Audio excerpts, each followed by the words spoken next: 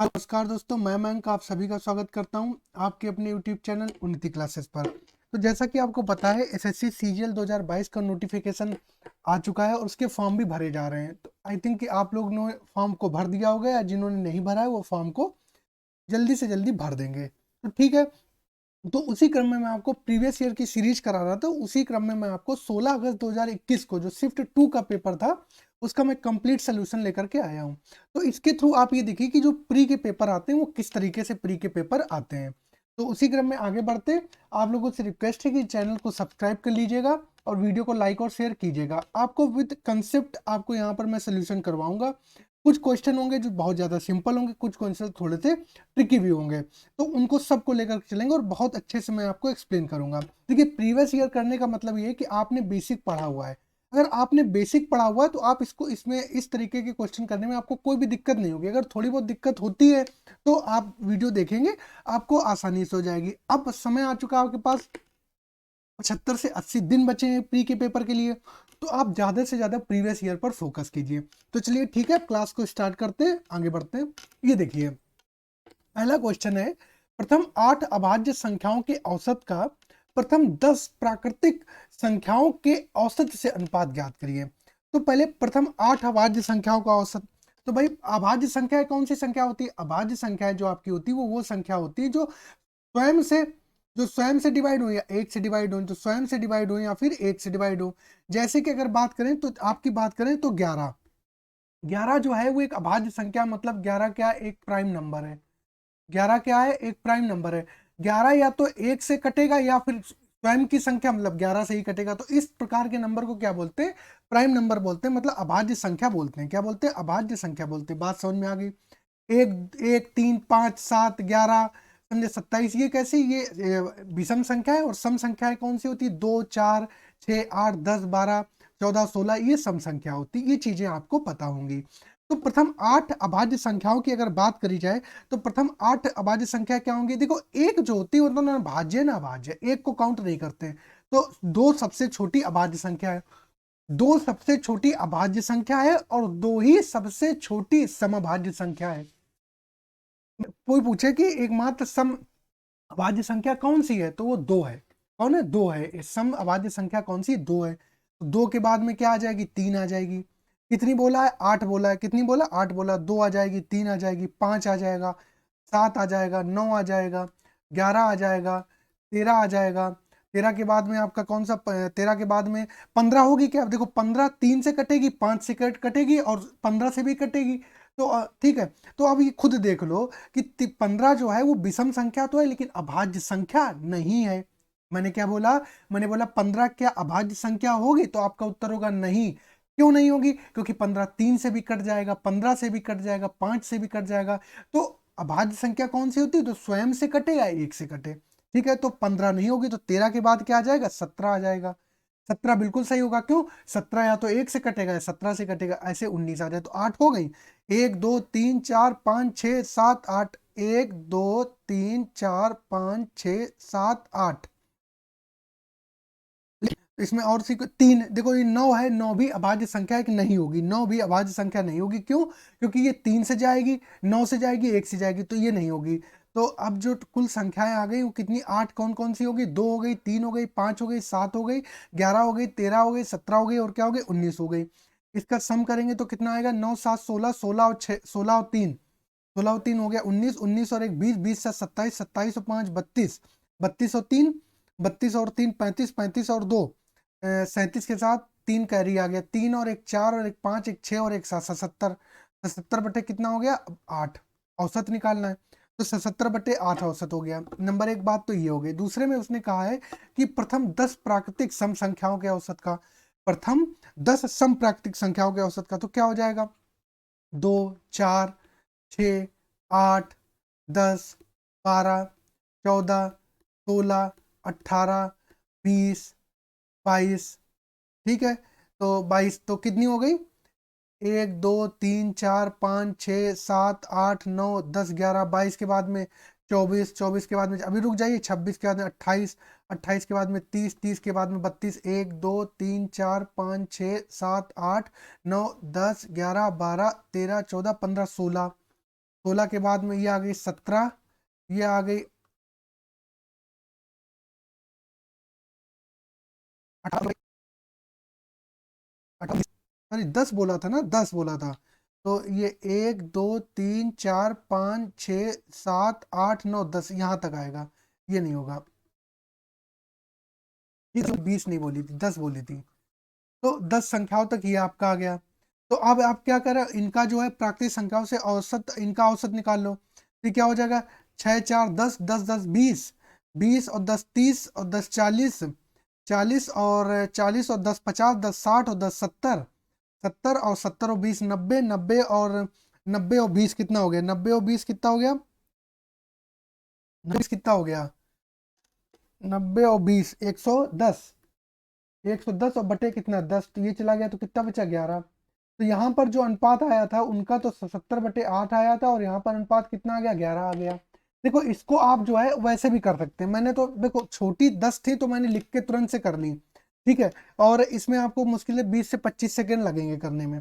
और आप इसको वैसे भी करते हैं, प्रथम 10 प्राकृतिक संख्याओं का औसत भी क्या होता है, प्रथम 10 प्राकृतिक संख्या है तो 2 से स्टार्ट होकर 20 तक जाएंगी, तो औसत बीच की संख्या क्या आ जाएगी, 10, 10 में एक जोड़ देंगे तो हो जाएगी 11। तो ये शॉर्टकट भी है, ठीक है। तो ये क्या करेंगे, तो ये हो जाएगा आपका 11 7 77, तो ये हो जाएगा 7/8 अनुपात 1, ये हो जाएगा 7/8, यही आपका क्या हो गया, आंसर हो गया। यही आपका क्या हो जाएगा, आंसर हो जाएगा। बात समझ में आई, यही आपका क्या हो जाएगा, आंसर हो जाएगा। क्लियर हो गई इतनी बात, ठीक है। आगे बढ़ते हैं, बिल्कुल सिंपल सा क्वेश्चन था। पहले 8 अभाज्य संख्याओं का औसत निकाल लिया, फिर प्रथम 10 सम प्राकृतिक संख्याओं का औसत निकाल लिया। आगे बढ़ते हैं, ये देखिए अब ये क्वेश्चन कह रहा है कि एक वृत्त पर बाह्य बिंदु ए से दो स्पर्श रेखाएं ए बी और ए सी खींची गई, जो क्रमशः बिंदु बी और सी पर वृत्त को स्पर्श करती हैं। ए बी और ए सी पर बिंदु पी और क्यू क्रमशः इस प्रकार स्थित हैं कि पी क्यू वृत्त को बिंदु आर पर स्पर्श करती है। यदि ए बी बराबर 11 सेंटीमीटर है, ए बी बराबर 7 सेंटीमीटर है और ए क्यू बराबर 9 सेंटीमीटर है, तो पी क्यू की लंबाई सेंटीमीटर में ज्ञात कीजिए। अच्छा जी, क्वेश्चन आप एक बार फिर से पढ़िएगा, मेरे प्रश्न समझ में आ गया। उसने कहा एक वृत्त पर बाह्य बिंदु ए से दो स्पर्श रेखाएं ए बी और ए सी खींची गई। तो ये कोई रहा आपका क्या वृत्त, ठीक है ए, एक कोई बाह्य बिंदु है ए, उससे स्पर्श रेखाएं इस पर खींची गई है। कैसे खींची गई ये देखिए, चलो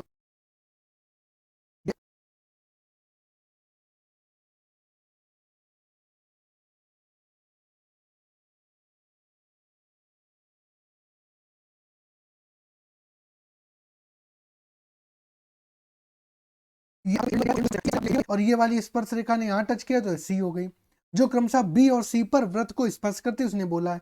उसने कहा ए बी और ए सी बिंदु पर पी और क्यू क्रमशः इस प्रकार स्थित है। ये वाली लाइन पढ़िए, ए बी और ए सी बिंदु पर, ए बी और ए सी पर, ये ए बी रेखा रही और ये ए सी रेखा रही, इस पर बिंदु पी और क्यू इस प्रकार स्थित है कि पी क्यू वृत्त को आर पर स्पर्श करती है, पी क्यू वृत्त को आर पर स्पर्श करती है। तो अगर मान लो एक पॉइंट पी यहाँ मान लेंगे और क्यू यहाँ मान ले, ये पी क्यू मान लिया, तो अगर इनको मिला दे तो क्या ये इस वृत्त को स्पर्श कर रही, नहीं कर रही, क्या कर रही है, नहीं कर रही। तो आप कहेंगे सर जी नहीं कर रही है, नहीं कर रही है, ये बात आपकी समझ में आ गई, स्पर्श नहीं कर रही, बात समझ में आ गई। तो क्या होगा अगर हम इनको इस तरीके से मान लें, ये मान ले क्यू, ये मान ले पी और ये मान ले क्यू, तो मान लेंगे कि पी क्यू वृत्त को ये आर यहां पर क्या कर रही है, स्पर्श कर रही है। उसने कहा ए बी जो है वो 11 है, ये है वो कितनी है, 11 सेंटीमीटर है। अगर देखो, अगर आपको पता है कोई एक वृत्त बनाए और किसी बाह्य बिंदु से इन पर स्पर्श करती हुई रेखाएं खींची जाए, तो जो ए बी की लंबाई होगी वही ए सी की लंबाई होगी। तो ए सी भी कितनी हो गई, 11 हो गई, सीधी सी बात, ए सी भी कितनी होगी, 11 हो गई।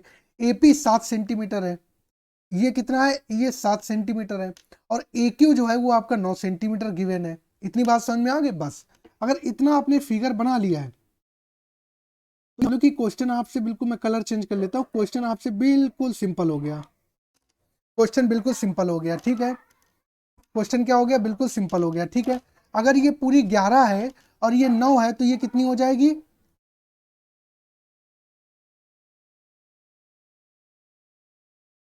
बात है तो कितनी हो जाएगी, ये 4 सेंटीमीटर हो जाएगी। अब फिर वही यहाँ पर भी वो प्रॉपर्टी लग जाएगी, कोई ये बिंदु P है इस वृत्त के लिए, अगर ये 4 सेंटीमीटर की है तो ये भी कितने की होगी, 4 की होगी। ये C की है, ये ये 9 है, ये 2 है, तो ये 2 है, तो ये भी कितना हो जाएगा, 2 सेंटीमीटर हो जाएगा। तो ये पूरी कितनी हो जाएगी, यहाँ से यहाँ तक 4 और 2 6 सेंटीमीटर की हो जाएगी। कितने की, 6 सेंटीमीटर की हो जाएगी। यही आपका क्या हो गया, आंसर हो गया। यही आपका क्या हो गया, आंसर हो गया। बात समझ में आ गई आपको, यही क्या हो जाएगा, 6 सेंटीमीटर हो जाएगा। बात समझ में आ गई। बात करते हैं अगला क्वेश्चन, देखिए। ठीक है, इसमें कोई दिक्कत तो नहीं है। बिल्कुल जैसे मैंने बताया, आप एक एक स्टेप वैसा करिए, आपका क्वेश्चन हो जाएगा। एक एक स्टेप आप उसी तरीके से करिए, आपका क्वेश्चन हो जाएगा। आगे बढ़ते हैं। अब उसने कहा कि ए और बी किसी कार्य को 10 दिनों और 15 दिनों में पूरा करते हैं। ठीक बात है, ए और बी किसी कार्य को 10 दिनों और 15 दिनों में पूरा करते हैं। वे एक साथ कार्य को करना शुरू करते हैं। 4 दिन बाद बी कार्य छोड़ देता है, फिर ए नए कामगार सी के साथ कार्य करते हुए शेष कार्य को 3 दिन में पूरा करता है। यदि सी अकेले कार्य करता है तो वह उसी कार्य के 40% भाग को कितने दिनों में पूरा कर सकता है। अच्छा जी, उसने कहा कि ये ए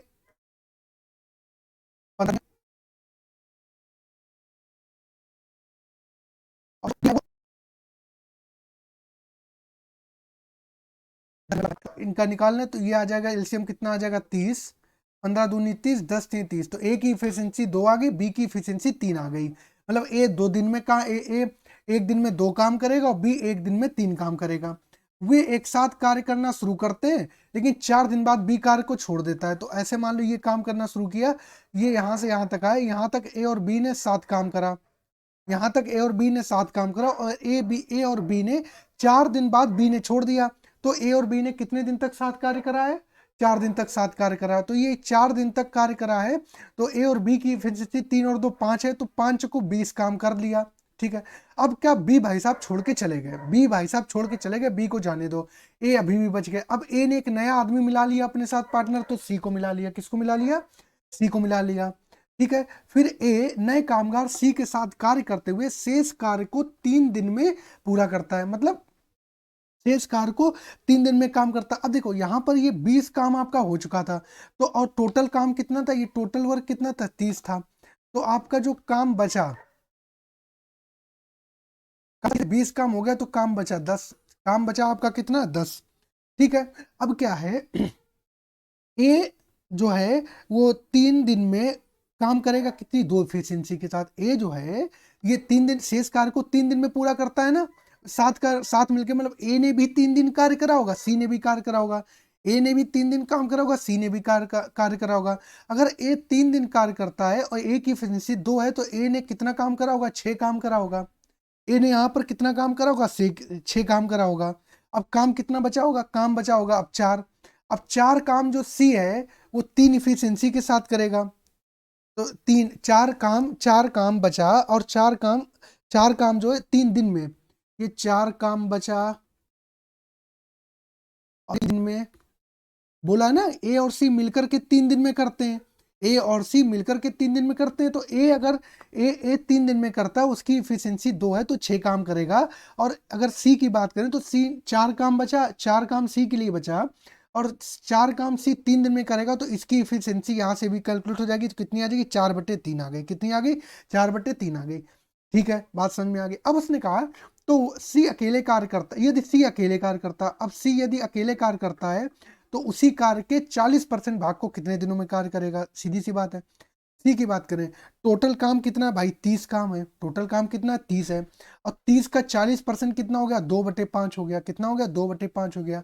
और इसकी इफिशियंसी कितनी है, 4/3 है। ई की इफिशियंसी कितनी निकली, 4/3 निकली, 3 निकली। तो 4/3 के लिए क्या करो, यहाँ पर 4 का और बटे में 3, ये इसको कर दो ऊपर।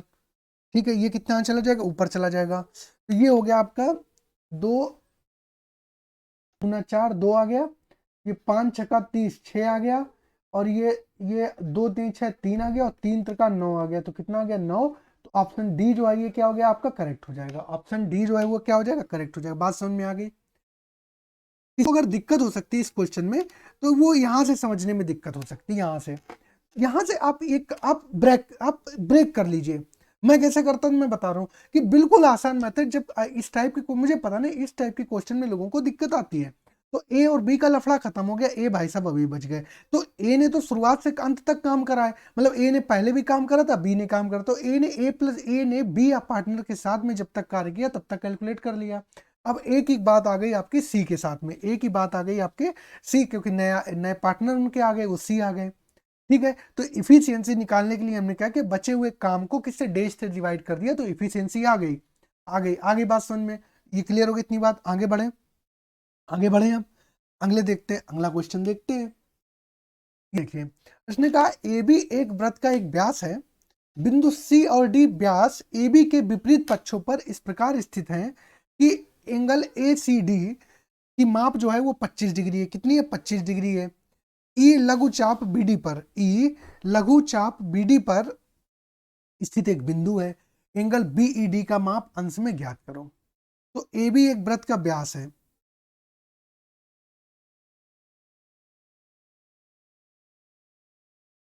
ये एक व्यास, मैं चेक कर लेता हूँ।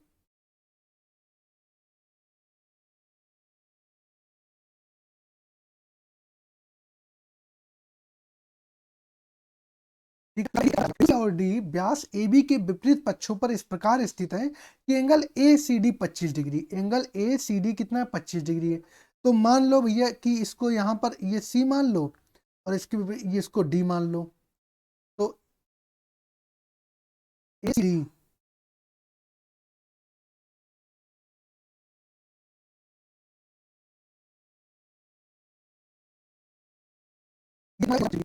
पच्चीस डिग्री हो जाएगा। बात समझ में आ गई? तो ई लघु चाप बीडी पर स्थित एक बिंदु है, ई लघु चाप बीडी। अच्छा, ये वाला बीडी हो गया, ये बीडी हो गया, ये वाला जो पोर्शन है ये आपका क्या हो गया? ये आपका बीडी हो गया। बीडी पर इस पर कह रहा है ई एक बिंदु स्थित है, तो ई मान लिया भाई साहब, ये ई स्थित है। ई ये क्या हो गया? ई जो है ये आपका क्या हो गया? स्थित हो गया, स्थित हो गया। बात समझ में आ गई? अब मिला दो इनको। इस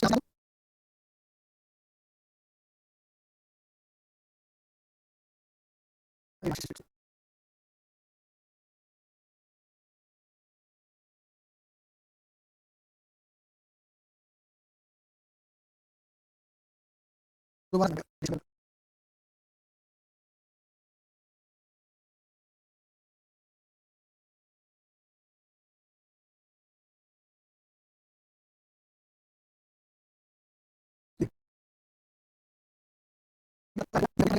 और एंगल ए सी और डी ये कितना गिवन है? ये आपका कितने गिवन है? ये आपका 25 डिग्री गिवन है। ठीक है, वो कह रहा है बीडी एक लघु वृत्त है, बीडी चाप बीडी पर एक बिंदु ई स्थित है। ये मान लिया ई स्थित है, तो इसको ऐड कर लो, इसको ऐड कर लो।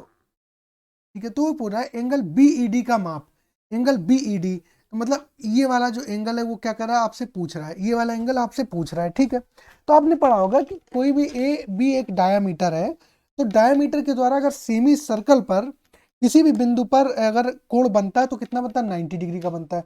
तो मतलब अब मैं मार्कर फिर से चेंज कर लेता हूँ। आपको यहाँ पे जो ये दिया गया है ये एंगल होगा, ये आपका डायामीटर ए भी हो गया। तो डायामीटर से जब किसी भी सेमी सर्कल पर एक कोई भी कोण बनेगा वो 90 डिग्री का बनेगा। तो ये कोण आपका कितना बनना चाहिए? 90 डिग्री का, 90 डिग्री का ये कोण बनना चाहिए था। लेकिन 25 डिग्री ये हो गया, तो 90 से 20 चले गए, 70 और 5 ये 65। ये कितना बचा? 65 बचा। एक तो ये हो गई। फिर आपने एक चीज और देखी होगी कि DE BC क्या हो गया? एक साइक्लिक क्वाड्रिलेटर हो गया। क्वाड्रिलेटर क्या हो गया? DEBC ये क्या हो गया? एक साइक्लिक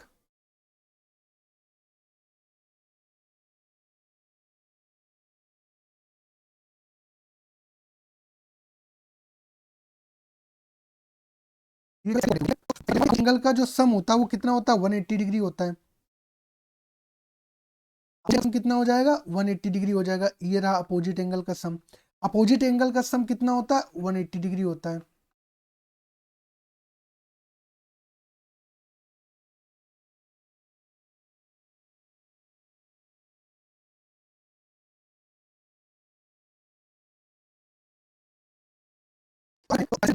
डिग्री, तो एंगल डी ई बी बराबर 180 डिग्री माइनस 65 डिग्री, तो कितना आ जाएगा, 5 5 115, कितना 115 हो जाएगा। ऑप्शन यही वाला फोर्थ ऑप्शन जो आ रहा है करेक्ट, यही आपका क्या हो जाएगा, करेक्ट हो जाएगा।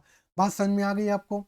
ठीक है, आगे बढ़ते हैं, अगले देख लेते हैं सारी चीजें सही चल रही कि नहीं चल रही है, आगे क्लास को लेकर के चलते हैं। तो आपको क्या करना है, आपको बार बार इन सब चीज़ों की क्या करते रहना, प्रैक्टिस करते रहना। ठीक है, थोड़ा सा भाई स्पीड को तेज करते हैं क्योंकि बहुत कम क्वेश्चन अभी तक हो पाए हैं। आगे बढ़ते हैं, बी 22 नंबर, अच्छा ये इंग्लिश में क्वेश्चन है, तो ये 5th नंबर क्वेश्चन है आपका। कौन सा नंबर 5th क्वेश्चन है, ये आपका जो क्वेश्चन है, ये क्वेश्चन है आपका 5th नंबर।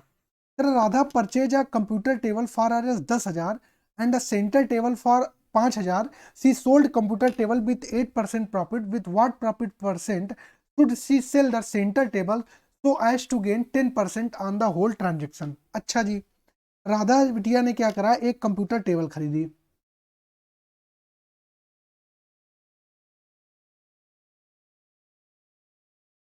एक सेंटर टेबल खरीदी,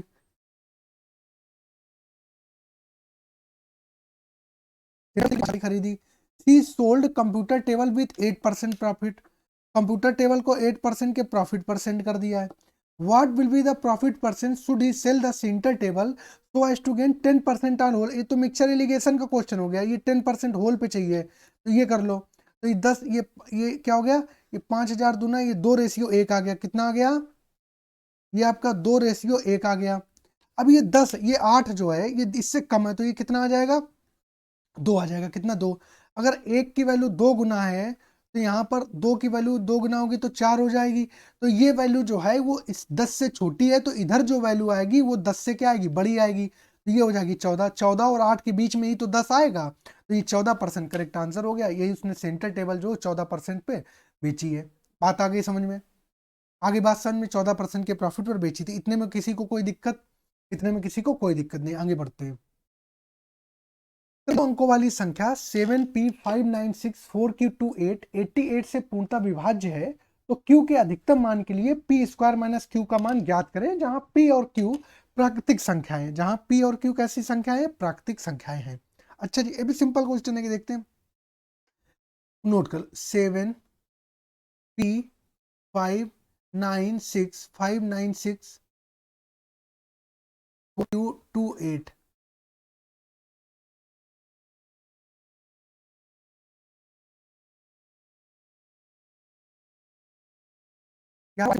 तो Q के अधिकतम मान के लिए Q का मान कैसा होना चाहिए, अधिकतम होना चाहिए। तो पी स्क्वायर माइनस क्यू का मान आपको बताना है, जहां पी और क्यू क्या प्राकृतिक संख्याएं हैं, जहां पर पी और क्यू क्या है, प्राकृतिक संख्याएं हैं। ठीक है, तो कोई संख्या 8 से तब विभाज्य होती है जब उसके आखिरी के 3 अंक क्या हो, 8 से विभाज्य हो। तो अगर बात करें तो क्यू की वैल्यू 1 रख लें, देखते जाइए, क्यू की 1 रखे तो ये 128 हो गया, तो 8 एकम 8, 4 बचा 48, 8 छंग 48, ये भी कट जाएगा।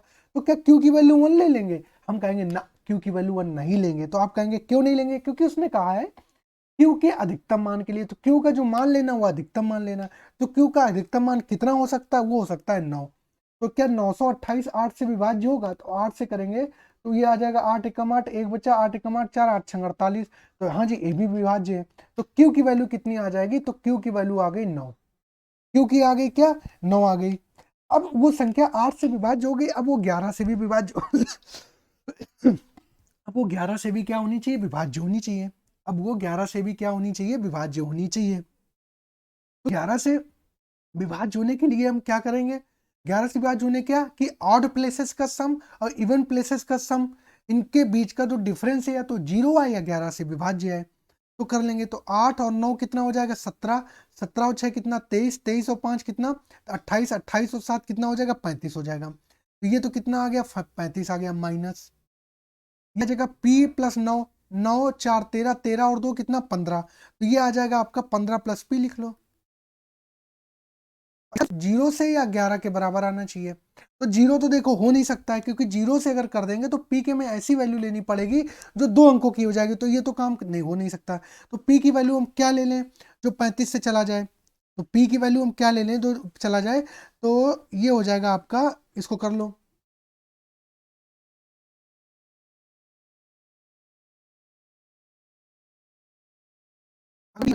अधिकतम 9, 9 5 14 का 9, और 5 लगाए, 1 और 1 2 24। हाँ ठीक है, अगर हम पी की वैल्यू भी अधिकतम 9 ले लें तो ये हो जाएगा आपका 35 माइनस 15 प्लस 9, तो कितना हो जाएगा 35 माइनस 24, तो कितना आ जाएगा 11। तो यही हो जाएगा, तो पी की वैल्यू भी कितनी आ जाएगी, पी की वैल्यू कितनी आ जाएगी, 9 आ जाएगी। पूछा क्या है, पी स्क्वायर माइनस क्यू पूछा है, तो पी की वैल्यू कितनी आई, 9, 9 ने 81 और माइनस का 9, तो 81 से 9 चले गए तो कितना, 81 से अगर 10 चले जाए 71, 72 हो, कितना 72, तो घटा के भैया 72, ऑप्शन ए करेक्ट हो जाएगा। बात आ गई समझ में, बात आ गई समझ में। Q की वैल्यू अधिकतम ली, P की वैल्यू भी हमें अधिकतम लेनी पड़ी, क्योंकि अगर P की वैल्यू 9 नहीं लेंगे तो ये फिर हमें 9 लेंगे 8 लेंगे, ऐसे रख के देखना पड़ेगा। तो P की वैल्यू हमने अधिकतम 9 ली तो हमारा 24 आ गया और 11 से चला गया। अगर 8 ले लोगे तो फिर यहाँ पर 12 आ जाएगा, फिर नहीं करे होगा, विभाज्य होगा, तो हमें P की वैल्यू क्या लेनी पड़ेगी, 9 लेनी पड़ेगी। ठीक है, नंबर सिस्टम बहुत इंपॉर्टेंट रोल प्ले करता। प्री के पेपर में भाई साहब नंबर सिस्टम से कम 2 क्वेश्चन तो देखने को मिलते मिलते, कभी कभी 3 भी देखने को हो सकता मिल जाए, इसलिए नंबर सिस्टम अपना स्ट्रांग रखिए। आगे बढ़ते हैं। यदि कोई राशि साधारण ब्याज की निश्चित दर पर 3 वर्षों में 3,880, 5 वर्ष के बाद, तो 5 वर्ष के बाद कितनी हुई है, 16,800 हुई है। तो 5 वर्षों के बाद 16,800 हुई, तो 3 वर्षों के बाद 14,800 हुई, तो यहाँ पर कितने आ जाएंगे बचे हुए 2 वर्ष के बाद, तो टोटल 3 और 2 5 वर्ष के बाद में कितनी आ गई, 16,800 आ गई। ठीक है, उसी राशि के लिए 10% वार्षिक ब्याज दर पर 4 वर्ष में साधारण ब्याज निकालिए। अच्छा, 2 वर्ष में यहाँ पर देख लो ब्याज, पहले 2 वर्ष में तो पहले में प्रिंसिपल निकालना पड़ेगा, तो 14,800 से 16,800 जो है घटाएंगे तो कितना आ जाएगा, ये 16,800 से 180,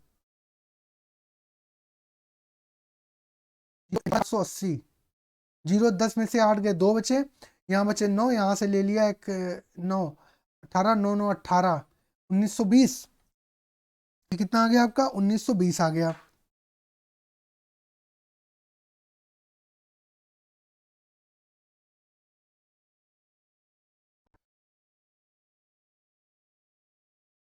कितना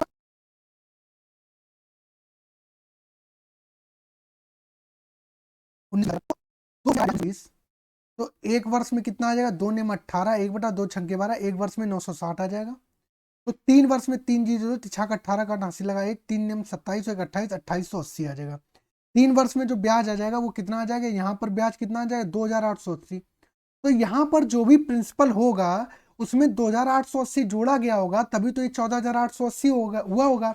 और 14,880 में से अगर 2,880 घटा दें तो कितना आ जाएगा, ये आ जाएगा आपका 12,000। कितना आ जाएगा, 12,000। तो प्रिंसिपल हमारा 12,000 आ गया, तो पड़ा क्या है, 12,000 साधारण ब्याज है, 12,000 पर 10% पर 4% की ब्याज समय, तो 2 जीरो से जीरो, तो कितना आ गया 1,200 इंटू 4, तो 12 चौक 4,800। यही आपका आंसर हो गया, कौन सा, सी ऑप्शन। काम खत्म। ये समझ में आ रही है आपको, 2 वर्ष में अगर 1920 ब्याज है तो 1 वर्ष में 1960 है, तो 3 वर्ष में कितना हो गया, इतना हो गया। मैं डायरेक्ट भी कर सकता था लेकिन मैंने नहीं किया, ये 2 वर्ष का है, ये 1 वर्ष का ब्याज, ये 3 वर्ष का ब्याज है। 3 वर्ष का ब्याज 2,880 है, तो यहाँ जो प्रिंसिपल रहा होगा उसमें जब 2,280 ब्याज जुड़ा होगा तभी तो ये 14,880 हुआ होगा। बात आई समझ में, आगे बात समझ में, आगे बढ़ते हैं। ये एक उसका क्या बोलते हैं, पाई चार्ट, और उसका मिक्स क्वेश्चन है, सिंपल है, कोई टफ क्वेश्चन नहीं है। इसको देखते हैं, इसमें आपको दिख रहा है क्वेश्चन, दिख रहा है, मैं क्वेश्चन और निकाल देता हूँ, इसको क्लियर वैल्यू लिख देता हूँ।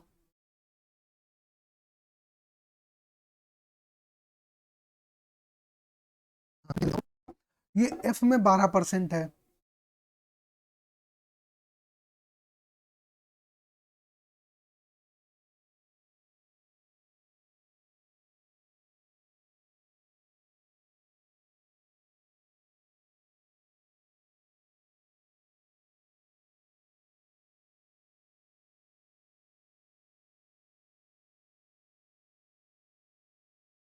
ये डिस्ट्रीब्यूशन ऑफ 300 स्टूडेंट, तो टोटल छात्र कितने हैं? टोटल छात्र हैं 300 of class 10th in a school in a different section ABCDE। ठीक है, सी में जो है ये आपके 19% है, ई की बात करें, बी की बात करें तो कितने 18% है, ए की बात करें तो कितने 20% है, ये आपके एफ में कितने परसेंट है 12% है, और इधर बात करें ई में कितने, ई में आपके 14,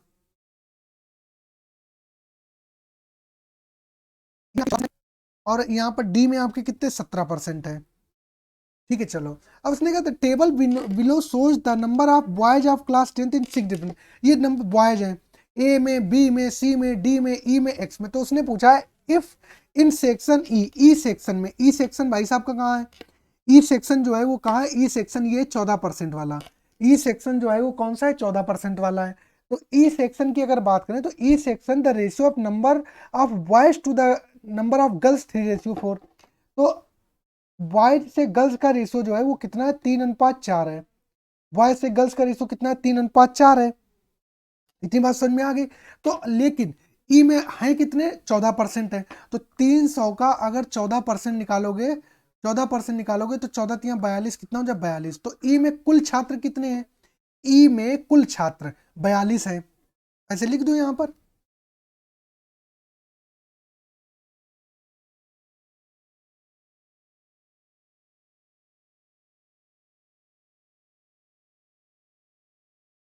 तो कितना है 3:4 है, तो 3 और 4 टोटल 7 की वैल्यू अगर 42 है तो एक की वैल्यू 6 है, तो 6×3 18 बॉयज हो गए और 6×4 24 क्या हो गई लड़कियां हो गई। तो उसने कहा the ratio of number of boys in the section E to the number of girls in the section C. तो ई में बॉयज का रेशियो कितना आ गया, ई में बॉयज का रेशियो हमने 18 निकाल लिया। अब किसकी बात कर रहा है, सेक्शन सी की बात कर रहा है। तो सेक्शन सी में कितना है, सेक्शन सी में 19%, सेक्शन सी में 19% छात्र हैं, तो 300 का 19%। अब यहाँ पर सी की बात कर लें तो 300 का 19% कितना हो गया, 300 का 19%, 19 या 57 हो गया, 57 हो गया। अभी भी रेशियो कितना है 3:4 ही है, 3 अनुपात कितना है 4 है, 4 7 सॉरी 3 अनुपात कितना है 3 अनुपात 357 हो गया सी में। और सी में अगर बॉयज की बात करें, सी में बॉयज कितने 34 है, सी में बॉयज कितना है, बॉयज कितने गिवन है, सी में बॉयज कितने 34 है। तो 57 से 34 गए तो 10 में से 7 में से 4 गए 3 बचे, और यहाँ पर 5 में से ये कितने 23 आ गए। तो लड़कियां कितनी आ गई 23 आ गई, तो 18 और रेशियो 23 ये आंसर हो जाएगा, काम खत्म। क्वेश्चन टफ है, बिल्कुल कोई क्वेश्चन टफ नहीं है। अगर आपको कंसेप्ट पता है तो आप इस क्वेश्चन को देखो, हर क्वेश्चन आपका 30 सेकंड में नहीं हो सकता और हर क्वेश्चन आपका 40 सेकंड में नहीं हो सकता, कोई किसी किसी क्वेश्चन में आपको 50 सेकंड देने पड़ेंगे। तो ये 50 सेकंड वाला क्वेश्चन है। कुल छात्र 300 हुए, ई की बात कर रहा है तो 300 छात्रों में से ई में कितना दिया गया, ई में आपका परसेंटेज है आपका 14%, 14×42 आ गया, 4 और 3 7 की वैल्यू 42 हो गई भाई। अनुपात 3:7 के 3:4 के अनुपात में दिया गया है, और टोटल संख्या कितनी है 24 निकल के आई। तो 7 की वैल्यू सॉरी 42 निकल के आई, 7 की वैल्यू अगर 42 हो गई तो एक की वैल्यू 6 हो गई। तो बॉयज 6×3 18 6×4 24। जब रेशियो का मैं थ्योरी क्लास लेकर के आऊंगा आपके लिए तो इन सब चीज़ों को मैं आपको समझाऊंगा। ठीक है, आगे बढ़े, कोई दिक्कत इसमें, कोई दिक्कत इसमें, किसी को कोई भी चीज़ नहीं समझ में आती है तो आप उसको कमेंट बॉक्स में कमेंट करके बताइएगा, मैं पर्सनली उसका आंसर दूंगा। लेकिन आप क्या है कि क्वेश्चन को, पहले क्वेश्चन आया आपके सामने, वीडियो को रोकिए, सॉल्व कीजिए, नहीं होता तो फिर देखिए आगे, आगे बढ़ो। एक और क्वेश्चन आया, उसने कहा ए बी और सी 3 दुकानदार हैं। अच्छा जी, लिखते जाओ कैसे कैसे दुकानदार हैं। उसने कहा एक दुकानदार ए है, एक दुकानदार बी है और एक दुकानदार कौन है सी है। किसी समरूप वस्तु पर 1820 का मूल्य अंकित करते हैं। मतलब ये है कि 3 भाई हैं, उनकी अलग अलग मान लो दुकानें हैं, और सब एक एक जीन्स जो है वो 4,820 रुपए की बेच रहे हैं। कितने की 4,820 रुपए की बेच रहे हैं। ए बी और सी अपनी वस्तुओं को क्रमशः 20% और 25%, तो ए जो है वो 20% और कितने पर 25%, और अगर बात करें बी की तो बी जो है वो 25% और 25% और 15%। ठीक है, और सी की बात करें तो 30% और 10%। इनकी क्या देते हैं, क्रमागत छूट पर बेचते हैं। तो अगर बात करें तो 25 25 और 5 30 और 10 40, 40 माइनस 25 इंटू 15/100, कुल छूट निकाल लो। 25 चौको 100, 15/60 हो गया, तो कितना हो गया ये 40 माइनस ये 4 3 12, 12 3 4 3 12 3 हो गए, 30 4 7 28, 28 और 2 4 5 20, तो 40 से 3.75 हो गया, 40 से 3.75 हो गया, तो 40 से 3 चले गए तो बचे कितने आपके, 40 चले गए तो बचे 37, और 0.75 और चला गया तो 36.25, कितना हो गया आपका 36.95 हो गया। बात आई समझ में, कितना हो गया 36.95 हो गया। ऐसे ही आप 20 और 25 का निकालो, ऐसे ही आप 20 और 25 का निकालो तो कितना आएगा, ऐसे ही अगर 20 और 25 का निकाला जाए तो कितना आ जाएगा, तो कितना आ जाएगा 36.25 आ गया। 20 और 25 का सक्सेसिव निकालेंगे तो कितना होगा, 20 20 40 45, और 45 45 और 25 दूनी 50, 500, 545 माइनस 50, 40 माइनस 4, तो कितना आ जाएगा ये आ जाएगा आपका 36 आ जाएगा, कितना आ जाएगा 36% आ जाएगा, ठीक है। और ये 30 और 10 40, 30 और 10 40, और 40 और 40 और माइनस 3 37 आ जाएगा। ऐसे में 30 प्लस 10 माइनस 30 इंटू 10/100 ऐसे करके वही आएगा 37 ही आएगा। तो सबसे ज्यादा छूट कौन दे रहा है, सबसे ज्यादा छूट दे रहा है सी वाला आदमी, सबसे ज्यादा छूट दे रहा है सी वाला आदमी। तो पूछ रहा है कौन सा दुकानदार अधिकतम छूट देता है, तो परसेंटेज में तो 37% की दे रहा है, ठीक है। और अंक मूल्य तो 100% की जो अगर वैल्यू थी तो कितनी थी 4220 थी। तो ऐसे करना आप 1% की वैल्यू 4220/100 हो गई, तो 37% की वैल्यू कितनी हो गई 4820/100 इंटू कितना 37, ये जीरो से ये जीरो कट गया, 7 दूनी 14, यूनिट डिजिट 4 आएगा और पॉइंट आएगा। भैया यूनिट डिजिट 4 जो है सिर्फ एक ही ऑप्शन में आ रहा है, काम खत्म। आगे आई बात समझ में। सी जो है वो सबसे, देखो सी जो है वो 2 ऑप्शन में था, तो ये दोनों ऑप्शन तो पहले चले गए, सबसे ज्यादा छूट कौन दे रहा था सी दे रहा था, अब बचे ये 2 ऑप्शन, तो इन 2 ऑप्शन में यूनिट डिजिट 4 आ रहा है, तो सी ऑप्शन करेक्ट हो गया हमारा। आगे बढ़ते हैं, इतने में कोई दिक्कत किसी को, आगे बढ़ते हैं। ये देखिए वो कह रहा है निम्न बार ग्राफ 2014 से 2018 तक 5 वर्षों के दौरान ए और बी संस्थानों में विज्ञान पाठ्यक्रम के लिए नामांकित छात्रों की संख्या को दर्शाता है। अच्छा जी, ये छात्र को दर्शाता है, ठीक है।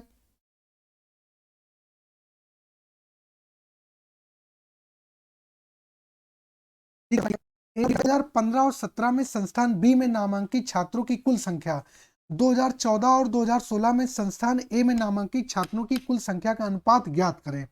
अच्छा जी, तो 2015 ये रहा और 2017 ये रहा, इन संस्थान बी में, संस्थान बी कौन सा है लाल वाला है, नामांकित छात्रों की कुल संख्या, तो 2015 और 2017 में संस्थान बी देख लो,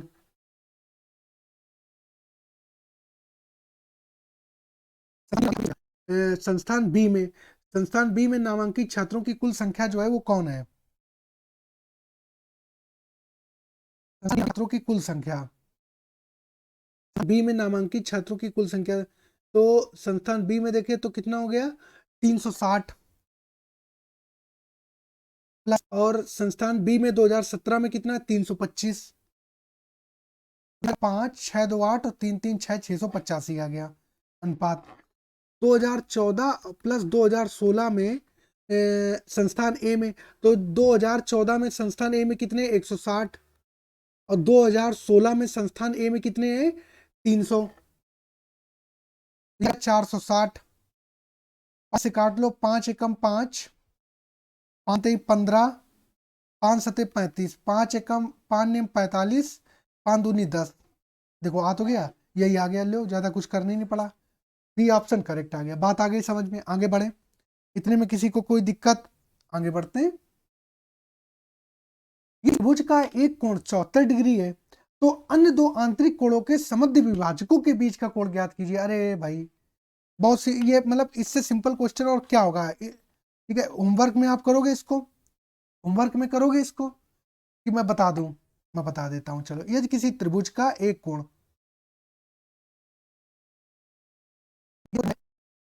इस त्रिभुज का एक कोण 74 डिग्री है, तो अन्य 2 आंतरिक कोणों के समद्वि विभाजकों के बीच का कोण, तो ये कोई कोण ए त्रिभुज मान लिया, ए बी सी ये कोई त्रिभुज है, तो दो आंतरिक कोणों के समद्विभाजक, एक ये और एक समद्विभाजकों के बीच का कोण, ये कोण जो है वो क्या करना, हमको ज्ञात करना है। और ये इस तो जब इनको विभाजित किया जाता है तो ये जहां पे ये कोण बनता है इसको बोलते हैं क्या, अंतर इन सेंटर बोलते हैं। क्या बोलते हैं? इन सेंटर बोलते हैं, इन सेंटर बोलते हैं। और ये एक कोण जो है वो त्रिभुज का एक कोण कितना है, 74 डिग्री, ये 74 डिग्री मान लिया। तो आपने पढ़ा होगा, इसको इन सेंटर आई बोल लो। तो एंगल बी आई सी का एक इस तरीके से आपने फॉर्मूला पढ़ा होगा, क्या होता है, 90 डिग्री प्लस एंगल a/2 होता है। बी आई सी निकालना, तो 90 डिग्री एंगल है 74 है, 74 का आधा किया तो 37 आया, तो ये कितना हो गया, 127 डिग्री हो गया। कितना हो गया, 127 डिग्री हो गया। ऑप्शन ये क्या हो गया, करेक्ट हो गया। बात आई समझ में? बात आई समझ में? क्लियर है? आगे बढ़े, आगे बढ़ते हैं। ये देखिए, ये कौन सा क्वेश्चन है, ये आपका 12 नंबर क्वेश्चन है। ये आपका 12 नंबर क्वेश्चन कह रहा है, एक त्रिभुज ABC 20 21 29, आपको पता होगा ट्रिपलेट भैया क्या होता है, 20 21 29 होता है। ये बनेगा, ये क्या बनेगा, ये बनेगा आपका राइट एंगल ट्रायंगल बनेगा। ABC क्या बनेगा, राइट एंगल ट्रायंगल बन जाएगा। तो राइट एंगल ट्रायंगल जो ये बनेगा 20 21 29 का बनेगा। तो 29 20 21, तो है कि cos c plus cosec c minus 2a का मान बताओ। तो राइट कहां पर होगा, बी पर होगा। एंगल ये बी पर होगा। तो और ये एंगल सी हो गया आपका, ये एंगल क्या हो गया आपका, सी हो गया। बात आ गई समझ में? ट्रिपलेट समझ में आ गया, इसमें कोई दिक्कत? ठीक है, इतने कोई दिक्कत नहीं, ठीक है। इसको 21 मानो और इसको 20 मानो, 20 21 29, ये ट्रिपलेट सही हो गया, ठीक है। अब कह रहा कॉट है, आपने ये तो खूब पढ़ा है, पाकिस्तान भूखा प्यासा अपॉन हिंदुस्तान हरा भरा। तो कॉट देखो, एंगल सी हो गया, जब ये एंगल ये तो एंगल ये 90 डिग्री हो गया, तो इस एंगल के सामने ये परपेंडिकुलर हुआ, ये सॉरी ये हाइपरटेनियस हुआ, ये तो हाइपरटेनियस हो गया। ये इस पर क्या हो गया, ये इस पर क्या बन गया, एक परपेंडिकुलर, क्योंकि ये राइट एंगल। लेकिन एंगल सी के लिए बात करेंगे तो ये सामने क्या होगा, परपेंडिकुलर होगा। क्या होगा, परपेंडिकुलर होगा। तो देखो कॉट सी, देखो कॉट जो होता है वो किसका उल्टा होता है, टेन का उल्टा होता है। टेन की बात करें तो परपेंडिकुलर अपॉन बेस होता है, लेकिन कॉट क्या हो जाएगा, बेस अपॉन परपेंडिकुलर हो जाएगा। क्या हो जाएगा, बेस अपॉन परपेंडिकुलर हो जाएगा। तो ये हो जाएगा base upon perpendicular 21/20 plus cosec. देखो आपको पता है कॉसेक जो होता है वो साइन का उल्टा होता है। साइन की बात करें तो क्या होता है, साइन जो होता है वो परपेंडिकुलर अपॉन हाइपरटेनियस होता है। तो कॉसेक क्या हो जाएगा, हाइपरटेनियस अपॉन परपेंडिकुलर हो जाएगा। हाइपोटेनियस अपॉन परपेंडिकुलर हो जाएगा। और सी के लिए जो बात करें तो सी के लिए बेस क्या हो जाएगा, सी के लिए बेस हो जाएगा आपका 29 29 क्या नाम, साइन के लिए कॉसेक सी है, तो साइन के ये हो जाएगा आपका परपेंडिकुलर, हाइपरटेनियस अपॉन परपेंडिकुलर। तो हाइपरटेनियस सी के लिए कितना हो गया, 29 हो गया, ठीक। परपेंडिकुलर कितना हो जाएगा, परपेंडिकुलर हो जाएगा आपका 20 माइनस 2 इंटू टेन है। तो टेन की बात करें, ए की बात हो रही है, तो टेन की बात करें तो टेन बराबर क्या होता है, परपेंडिकुलर अपॉन बेस। ए के लिए परपेंडिकुलर कितना हो जाएगा, 21 हो जाएगा 20, बात खत्म। तो ये 21/20, 21 इसमें 20 के ले लो, एलसीएम ले लो, तो ये हो जाएगा 21 प्लस 29 माइनस 42, ठीक है। 21 प्लस 29 माइनस 42, तो जोड़ लो इनको, 9 और 1 10, 2 और 2 4 और 1 5, 50 माइनस 42/20, तो कितना हो गया, 8/20 हो गया। 4 दूनी 8, 4 पंचे 20, तो कितना हो गया, 2/5 हो गया। कितना हो गया, 2/5 हो गया। ऑप्शन ये क्या हो गया, करेक्ट हो गया। बात समझ में आ गई? बात समझ में आ गई, इतने में कोई दिक्कत? आगे बढ़ो। प्लेट दिया था, हमने वैल्यू निकाल के रखनी थी। अगर आपको ये चीज पता है कि जब एंगल सी ये जो बन रहा है इसके सामने वाली भुजा जो होगी वो परपेंडिकुलर होगी, बात खत्म, आपका क्वेश्चन हो जाएगा। आगे बढ़ो। ये देखिए, अगर आप 4x की power 4 minus 37x² plus 9 is equal to 0, x is greater than or equal to √3/2, तो 8x³ माइनस 27x³ का मान ज्ञात करो। भैया थोड़ा सा स्पीड में चलना पड़ेगा, थोड़ा सा स्पीड में चलते हैं। तो 4x की power 4 minus 37x² plus 9, 8x³ minus 27, ये तो इसको आपको बताना है। तो क्वेश्चन जो कैसे सॉल्व होगा इसको बताइए आप।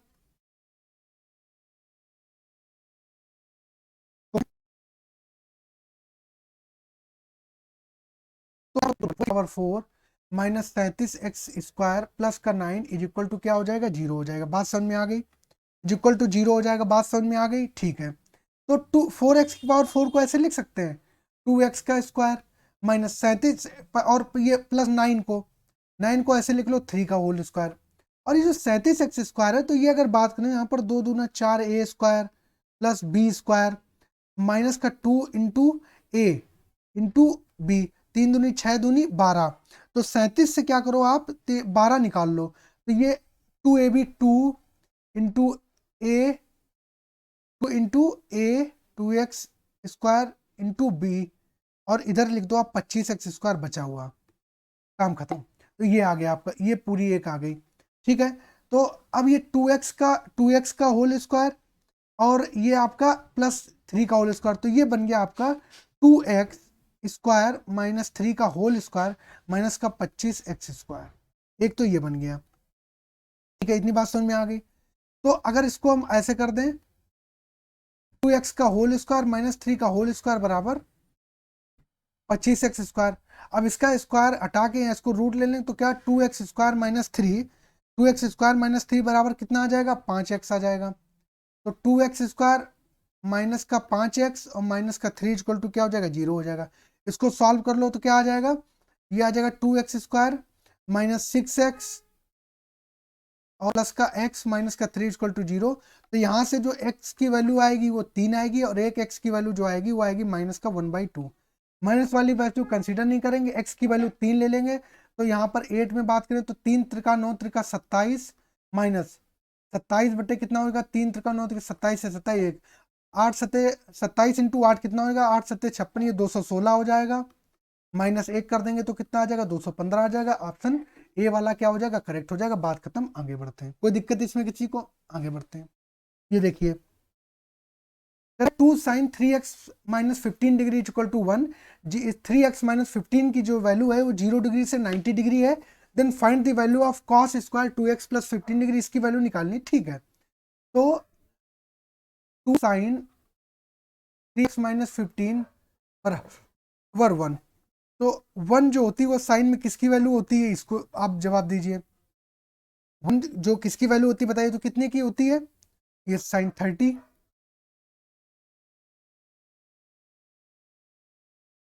से ये कट जाएगा 15,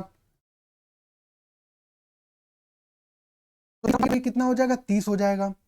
कितना हो जाएगा, 30 हो जाएगा। सॉरी, ये 15 था, नहीं साइन 30 आ गया, तो साइन से साइन कट गया, इक्वल कर दी कुछ।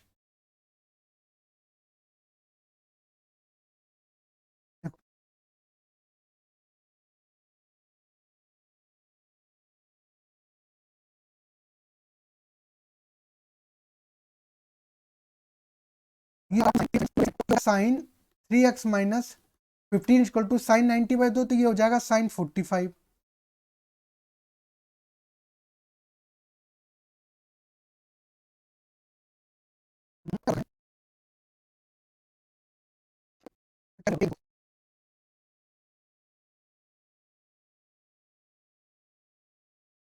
वन अपॉइंट टू, ये 2 यहाँ से हटा के इसको लिख लो 1/2, और 1/2 जो वैल्यू होती है वो किसमें होती है, साइन 30 में होती है। हाँ, ये किसमें होती है, ये होती है आपकी साइन 30 में। तो साइन से साइन ये चला गया, तो 3x बराबर 30, 30 40 45 हो गया। 3x की वैल्यू 45 हो गई, तो x की वैल्यू 15 हो गई, तो सही यार, तो 15, तो x की वैल्यू कितनी हो गई, 15 हो गई। तो 15 यहाँ पर रखेंगे, तो 15 दूनी 30, 30 10 40 और 5 45, तो ये आ गया आपका cos स्क्वायर 45 डिग्री प्लस ये आ गया आपका कॉट स्क्वायर, एक्स की 15 और 15 30, कॉट 30 डिग्री। तो कॉट 45 की वैल्यू 1/√2, तो 2 हो जाएगी, और इसकी जो वैल्यू हो जाएगी वो कितनी हो जाएगी, 3 हो जाएगी। 3 दूनी 6 और 1 7/2, यही आंसर हो जाएगा। बात खत्म, आगे बढ़ो। कोई दिक्कत इसमें किसी को, आगे बढ़ दें, अगला क्वेश्चन देखते हैं। कह रहा है Chaman Lal Arshad and Jagjit Singh election all the votes. मैं इसको क्वेश्चन को हिंदी में आपको बता देता हूं। हिंदी में क्वेश्चन है आपका कि चमन लाल अरशद और जगजीत सिंह ने कोई चुनाव लड़ा था, मतदान के सभी वोट वैध थे, अरशद को कुल वोटों के 35% वोट मिले थे। चमन लाल को प्रत्येक 35 वोट में से 14 वोट मिले थे। विजेता को सबसे कम वोट करने वाले व्यक्ति की तुलना में 4,950 वोट अधिक मिले थे। मतदान हुए सभी वोटों की कुल संख्या ज्ञात करो। ये आपको जवाब देना है। तो कौन कौन भाई साहब हैं?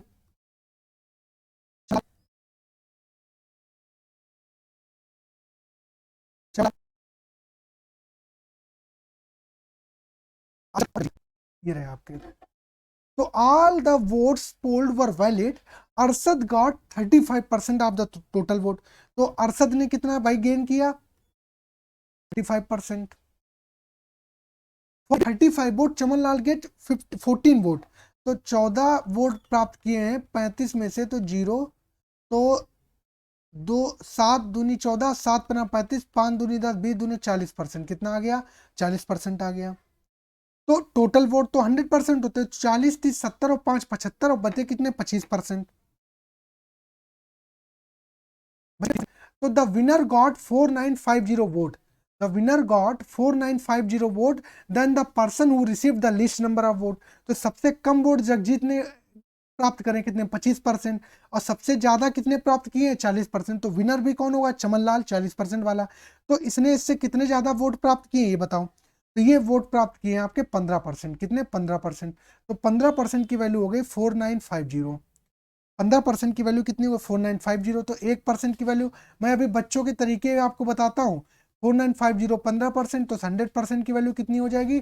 4950/15 × 100। 5 दूनी 10 जीरो, 3 से काट लो कितना हो जाएगा? 3 एकम 3, 3 एकम 3, एक बचा 18, 18 18 नहीं 19 हुआ। तिछाक 18, एक बचा, 3 × 5 = 15, जीरो 2 जीरो, 2 जीरो, 2 × 5 = 10, 2 छंगे और 12, 13 3, 2 एकम 2 3, यही आ गया। काम खत्म। कोई दिक्कत इसमें किसी को? कोई दिक्कत? अच्छा, हिंदी में क्वेश्चन अवेलेबल नहीं हो पा रहा था तो अंग्रेजी में कर दिया, हिंदी मैंने आपको बता दिया। ठीक है, आगे बढ़ते हैं। कोई दिक्कत नहीं, बिल्कुल हलवा क्वेश्चन, जिसका हल्का सा भी परसेंटेज पता है काम खत्म। आगे बढ़ो। ये देखिए जरा नीचे दी गई तालिका 2020। देखो इससे पहले जो पिछला मैंने अभी सेट करवाया था 13 तारीख वाला, 13 तारीख वाला थर्ड शिफ्ट में, उसका कुछ पार्ट इसका उसमें दिया था और सेम क्वेश्चन यहाँ दे दिया। अगर आप प्रीवियस ईयर भी करके जाएंगे ना तो आपको कोई दिक्कत नहीं होगी। तो वो कुछ नहीं है, ऐसा कर रहा है कि अमित है, सुरेश है, नितिन है, वो उनके विभिन्न वो वेतन उनका इतना आता है, एरियर आया, बोनस आया, ओवर टाइम भी करा, तो इन सब चीजों से इनके पैसे आ रहे हैं। तो वो कह रहा है वरुण का बोनस अमित और नितिन दोनों के कुल बोनस से कितने अधिक है, ये आपको बताना है, प्रतिशत में बताना है शायद कितने प्रतिशत अधिक है। तो वरुण की बात करो तो वरुण का बोनस कितना है? 1000। नहीं नहीं, वरुण का बोनस कितना है? 1240। और उनके कुल बोनस, अमित का बोनस कितना है? अमित का जो है वो बोनस कितना है? 1000 है। अमित का बोनस 1000 है। तो नितिन का बोनस कितना है? नितिन का बोनस कितना है? इसका भी 1000 है। तो ये कितने हो गए? 2000 हो गए। तो 1240 से 2000, तो कह रहा है वरुण का बोनस अमित और नितिन दोनों के कुल बोनस से तो कितना कम है, ये पूछा होगा। वरुण का बोनस जो है अमित और कितना कम है, तो इसका आपको जवाब देना है।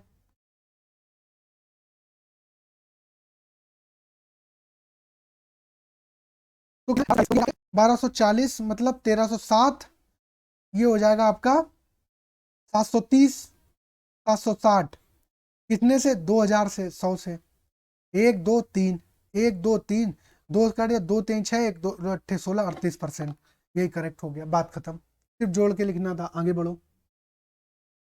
It is station A and reaches station B at 12। ये आपके लिए होमवर्क में क्वेश्चन है। मैं जब कल आपको अगला सेट करवाऊंगा तो मैं इस क्वेश्चन से ही शुरुआत करूंगा। इसको आप घर में ट्राई करिए क्योंकि बहुत ही बेहतरीन क्वेश्चन है, पूरे दिमाग का जो है उसकी उल्टी पुल्टी कर देगा ये क्वेश्चन। इसलिए आप घर में इसको सॉल्व करो, मैं नहीं बताऊंगा, मैं कल आऊंगा तो पहला क्वेश्चन आपको यही मिलेगा। ठीक है, आगे बढ़ते हैं। ये इसका बॉड मास का, चलो ठीक है कर लो। पचम 25, 25 और 4 5, 14 दूनी 28, 28 और 1 29/2। भाग का साइन है तो गुणा कर दो, तो 2/29।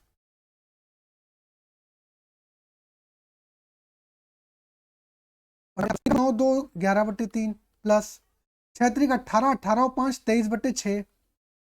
तो ये 29 से 29 कट जाएगा तो कितना आ जाएगा,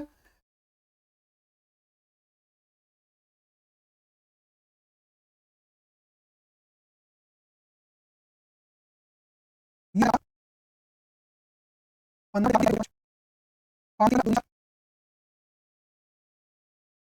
2 आ गया। तो ये कितना आ रहा है, 6 × 18, 18 5 23/6 प्लस 3 × 9 2 11/3 प्लस ये, तो इसमें से क्या 6 एलसीएम ले लें, तो ये 23 आ जाएगा। 3 दूनी 6, 11 दूनी 22, 2 3 6, 3 × 9, 9 2 11, 11 और 3 कितना हो गया, 11 और 3, 11 और 3 14 का 4 हासिल लगा 1, 3 2 5 1 6, 6 2 2 4 और 1 5 54 आएगा, 5 आएगा, 6 नेम 54 9। यही क्या हो गया आपका करेक्ट आंसर हो गया, यही क्या हो गया आपका करेक्ट आंसर हो गया। इसमें किसी को कोई दिक्कत, इस सवाल में किसी को कोई दिक्कत, आगे बढ़े अगला क्वेश्चन देखते हैं। ढेर शंकु के रूप में रखा जाता है जिसके आधार का व्यास 8.4 सेंटीमीटर, तो ये कोई रहा आपका शंकु, शंकु के रूप में जिसके आधार का व्यास, आधार का व्यास 8.4 सेंटीमीटर, तो रेडियस कितनी हो जाएगी, उसकी आधी हो जाएगी, कितनी हो जाएगी 4.2 हो जाएगी। इसकी ऊंचाई 1.75 सेंटीमीटर है, ये रही इसकी ऊंचाई 1.75 मीटर। इस ढेर को कैनवास से ढका जाता है, तो ये वाला जो आपका ये ना यही कैनवास है, तो इसको जब फोल्ड करेंगे तो ऐसा आ जाता है, इसका मतलब कर्व सरफेस एरिया, और कर्व सरफेस एरिया कितना होता है, πr_l होता है, कितना होता है कर्व सरफेस एरिया, कितना होता है πr_l होता है, बात समझ में आ गई, कितना होता है πr_l होता है, कितना होता है कर्व सरफेस एरिया πr_l होता है, क्या होता है πr_l होता है, कितना होता है πr_l होता है, इतनी बात समझ में आ गई आपको, ठीक है। तो अब देखिए, अब हमें ये एल, हमें स्लांट हाइट मतलब तिर्यक ऊंचाई निकालनी पड़ेगी, क्योंकि फार्मूले में एल होता है तो हमें एल की आवश्यकता पड़ेगी। तो एल के लिए क्या हो जाएगा, अंडर रूट 1.75 का, इसको मतलब 175/100 का होल स्क्वायर प्लस 42/10 का होल स्क्वायर। इसको हमें क्या करना है, सॉल्व करना है। इसको आप सॉल्व करेंगे, इसको आप सॉल्व करेंगे, कैसे करेंगे पता है, आप इसको 175/100 ही रखो, इसको स्क्वायर कर दो प्लस, ये इसको आप 1 0 बढ़ा लो, कोई फर्क नहीं पड़ेगा। तो इससे क्या होगा, 100 यहाँ पर 100 यहाँ भी, तो बाहर जो है वो क्या आ जाएगा, 100 कॉमन आ जाएगा, तो बाहर जो है ये 10,000 हो जाएगा ना, 4 जीरो हो जाएंगे 10,000, तो बाहर तो 100 ही आ जाएगा, तो अंदर क्या बचेगा 420 का स्क्वायर, ये बच जाएगा। अब इसको आपको सॉल्व करना है। अच्छा 175 25 200, तो इसको आप भाई सॉल्व करना, बहुत टाइम लग जाएगा, ठीक है। इसको आप सॉल्व करना, और यहाँ से सॉल्व करके जो वैल्यू आएगी वो, इसका आंसर तो आपको पता ही है, इसको सॉल्व करके एल की वैल्यू सिर्फ यहाँ रखनी है, आपको एल की वैल्यू यहाँ रखनी है, आप इसको करिएगा, बहुत बहुत कैलकुलेशन करनी पड़ेगी, आप करिए आराम से, कोई दिक्कत नहीं होगी, इतना मैंने बता दिया, कंसेप्ट क्लियर हो गया। आगे बढ़ो। तेरा त्रिभुज ए बी सी में बिंदु डी ए बी पर स्थित है तथा ई और एफ बी सी पर इस प्रकार स्थित है कि डी एफ ए सी के समानांतर है और डी एफ ए एफ के समानांतर है। यदि बी 4 सेंटीमीटर है, बी 4 सेंटीमीटर है, ई एफ 3 सेंटीमीटर है, तो ई एफ की लंबाई जो है वो क्या होती है, ज्ञात करनी है। बहुत ही इंपॉर्टेंट क्वेश्चन है, वो आपने वो पढ़ा ना, थेल्स थ्योरम पढ़ी है, क्या पढ़ी है आपने, थेल्स थ्योरम पढ़ी है। तो थेल्स थ्योरम अगर आपने पढ़ी तो आप इस क्वेश्चन को कर पाएंगे, अदरवाइज ये क्वेश्चन आपके लिए पहाड़ है, पहाड़। बात आई समझ में, ये क्वेश्चन आपके लिए बहुत कठिन हो जाएगा, बात आई समझ में, आगे बढ़े, चलो देखते हैं। वो कह रहा है कि एक त्रिभुज एबीसी है,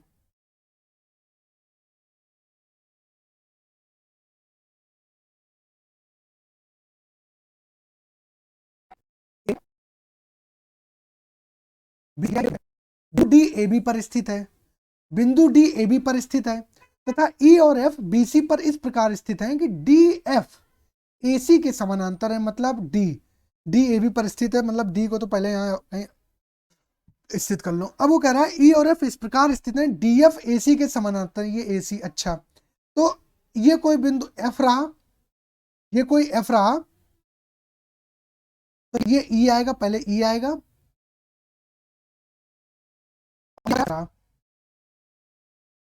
एफ बी सी पर इस प्रकार स्थित है कि डी एफ ए सी के समानांतर है, क्या डी एफ, अरे भगवान लाइन नहीं खींच पा रही सीधी, क्योंकि आपको पता है इनमें बड़ा दिक्कत होती है।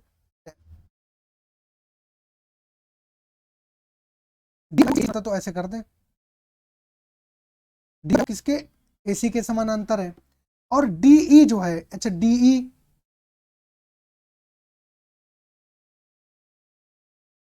डी है या डी,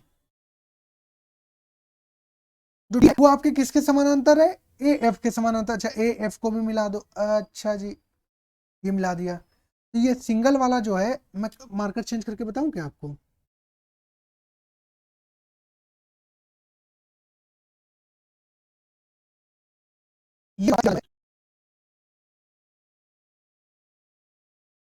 ये समानांतर है, ठीक है, बात समझ में आ गई। DF जो है, ये देखो DF किसके समानांतर है, DF समानांतर है आपके AC के, ठीक है। और जो DE है वो समानांतर है AF के। इतनी बात तो आपकी समझ में आ गई। DF जो है वो DE समानांतर है AF के, और जो DF है वो समानांतर है AC के, ठीक है। और इसमें आपको दिया है, ये क्या है,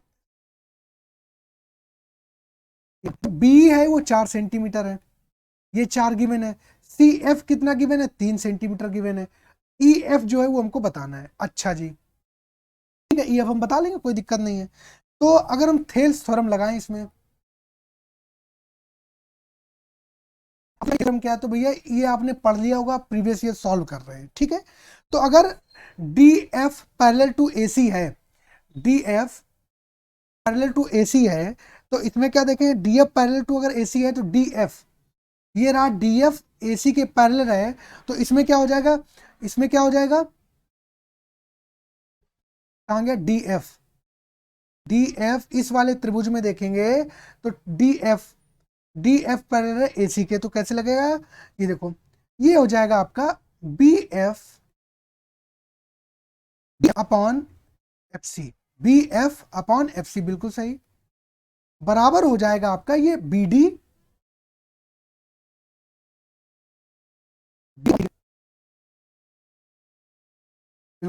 ये आ गया आपका एक। इसमें DE जो पैरेलल है वो AF के, इसके अकॉर्डिंग देख लें तो ये हो जाएगा, DE कहाँ है, DE आपका ये रहा, और AF है आपका ये रहा, तो इतने में ही ट्रायंगल में बात हो रही होगी, ठीक है। तो ये हो जाएगा आपका BEF, आपका क्या हो जाएगा, ये हो जाएगा आपका BD, बहुत ध्यान से करिएगा, जिनको थेल्स थ्योरम पता वही कर, BD अपॉन AD, ठीक है। अच्छा अब क्या है, देखो ये भी BD अपॉन AD है, ये भी BD अपॉन AD, जब ये दोनों बराबर हैं तो ये भी बराबर होंगे, तो अब हम कह सकते हैं कि BF अपॉन FC जो होगा वो बराबर होगा D अपॉन EF के। इतनी बात समझ में आ गई, अभी समझ में आ गई, आगे बात समझ में। तो BF की अगर बात करते तो BF जो है वो आपका कितना हो जाएगा, इसको आप x मान लो, तो BF जो है वो हो जाएगा 4 plus x upon FC, FC कितना हो जाएगा, 3 गिवन है। BE कितना है, 4 है, और EF कितना, x निकालना है, तो ये हो जाएगा 4x plus x square is equal to 12, quadratic फिर से बन गई, कोई बात नहीं, फिर से बन गई, कोई बात नहीं, x square plus 4x minus 12, 6 दूनी 12, 6 से 2 गए, कितने बचे, 4 बचे, तो एक x की वैल्यू कितनी आ जाएगी, 6 आ जाएगी, और x की वैल्यू जो है वो x की वैल्यू -6 आएगी, और x की वैल्यू जो आएगी वो 2 आएगी, तो माइनस की वैल्यू कंसीडर करेंगे नहीं, x की वैल्यू 2 आ गई, तो यही इसका आंसर हो जाएगा, यही क्या हो जाएगा, इसका आंसर हो जाएगा। बात समझ में आई, इतना करना था आपको। थेल्स थ्योरम का आपको नॉलेज होना चाहिए, अगर आपको थेल्स थ्योरम अभी आपने नहीं पढ़ी है तो आप पहले थेल्स थ्योरम पढ़िए, उसके बाद में क्वेश्चन सॉल्व करिए, ऐसे चुटकी में सॉल्व होगा। आगे बढ़ो, ये देखो a minus 12 upon a equal to 1, जहां a ये है तो a का मान ज्ञात करो। अच्छा a का मान क्या है, 1 है, a का मान जो है वो क्या है, 1 है। तो अगर हम a की वैल्यू यहां से, एक आ रहा है, एक आ रहा है, 2 4, अगर a की वैल्यू 4 ले लो, तो 12/4 बराबर 1, 4 3 12 3, 4 में से 3 गया 1 बराबर 1, तो क्या हो गया, ये कंडीशन सेटिस्फाई होगी। तो यहाँ पर 4 रख दो, 4 को 16 प्लस 16/16, 16 16 1 कट गया, 16 प्लस 1 कितना आ गया 17, काम खत्म। बस इतनी स्पीड से मैंने 5-7 सेकंड में क्वेश्चन खत्म। और तब मैंने करा जब मैंने थोड़ा सा आपको समझाने के लिए एक ही वैल्यू को एज्यूम करा। मैं कर रहा होता तो काम खत्म, आगे बढ़ो। बात समझ में, आगे बढ़े, कोई दिक्कत। एक ही वैल्यू आपको इस प्रकार के क्वेश्चन ऐसे करने हैं, ठीक है। 1 आ रहा था तो आप जब ऐसी इक्वेशन आपको प्रैक्टिस है तो आपको महक लग जाएगी, सूंघ लेना आप कि 1 आ रहा, मतलब यहाँ वैल्यू ऐसी रखनी जो हो जाएगा। तो 4 3 बार और 4 से 3 गया, एक काम खत्म, आगे बढ़ो। अपना गुल्लक खोलता है, हृदय अपना गुल्लक जो है वो क्या करता है, खोलता है। उसमें 1 रुपए, 2 रुपए, 5 रुपए, 10 रुपए मूल वर्ग के सिक्के 10:5:2:1 के अनुपात में मिले। यदि कुल सिक्के 72 थे तो सिक्कों के रूप में गुल्लक में राशि। अच्छा जी, ठीक है, ये है।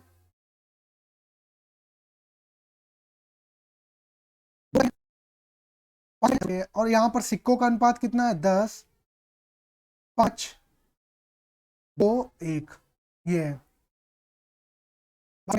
10 है, 5 है, 2 है, 1 के अनुपात मिले। यदि कुल सिक्के 72 थे, यदि कुल 72 सिक्के थे तो सिक्कों के रूप में गुल्लक में राशि ज्ञात कीजिए। तो सिक्के के रूप में गुल्लक में राशि ज्ञात कीजिए, इसका आपको जवाब देना है। तो देखिए, तो जो सिक्के हैं वो 10 5 15, 15 2 17 18, अपने 72 है तो एक सिक्के जो है वो 4 यूनिट के बराबर है, ये जो है वो 4 यूनिट के बराबर है। अगर 1 रुपए के, ठीक है, अगर बात करें, ये हो जाएगा आपका कितना, ये आ जाएगा आपका 20, ये आ जाएगा आपका 8 और ये आ जाएगा 4।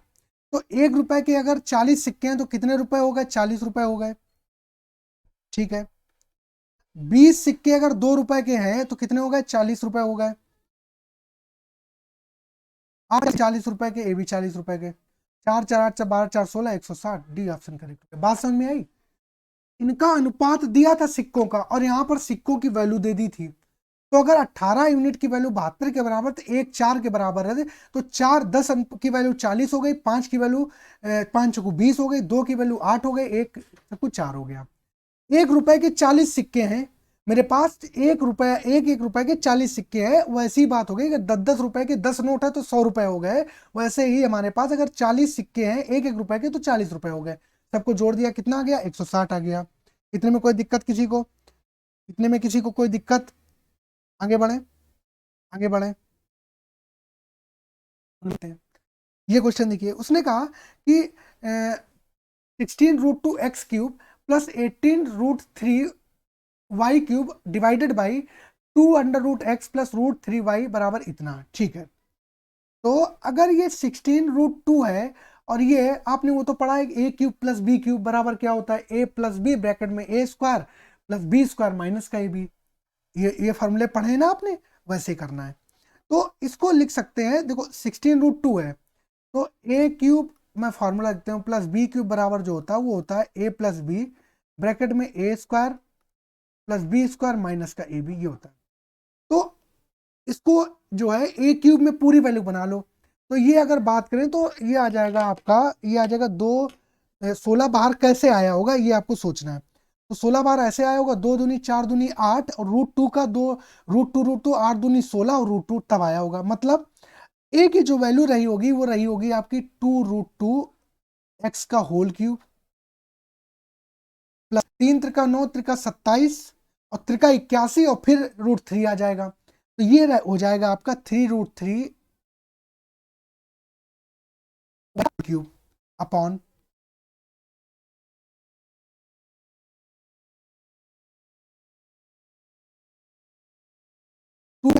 प्लस कर गया, करने लगा, देखने लगे अभी से विनोद, प्लस 3y। तो अब देखो ये जो वैल्यू है तो यही वाली लिखी हुई, तो इसको खोल के लिख ले, क्या खोल के लिख लो, 2√2x प्लस 3√3y ब्रैकेट हो गए। ए स्क्वायर करेंगे तो ए 2 दूनी 4, 2 दूनी 4 दूनी 8x, 3 त्रिका 9, 9 त्रिका 27 वाई स्क्वायर आएगा, माइनस का 3 दूनी 6 और √3 √2 √6, तो 6 √6 एक्स वाई आ जाएगा, अपॉन 2 वैल्यू थी वो भी यहाँ लिख लो, 2 √2 एक्स प्लस 3 √3 वाई, इससे ये कट गया तो कितना आ गया 8x स्क्वायर